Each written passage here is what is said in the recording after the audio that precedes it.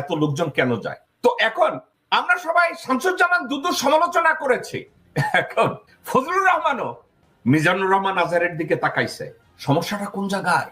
এক জায়গায়, ওর ওখানে সারা রাত্র বসে লোকজন ইসলামের কথা শুনে, রাজনীতির কথা শুনে, আলাপ আলোচনা শুনে বায়াত নেয়।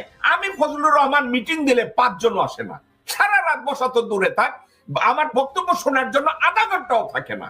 এবং আরো একটা কথা, বাংলাদেশের রাজনীতিতে এটা কেমন সংলাপ যে এখন আপনারা রাজনীতিতে যখন আপনারা দেউলিয়া, সেক্ষেত্রে ইসলাম নিয়ে কেউ যদি ওয়াজ মাহফিল করে, সেক্ষেত্রে যদি ইসলাম কোরআন শিক্ষা দেয়, তাফসির মাহফিল করে, এখানে আপনার অসুবিধা কি ফজলুর রহমান সাহেব?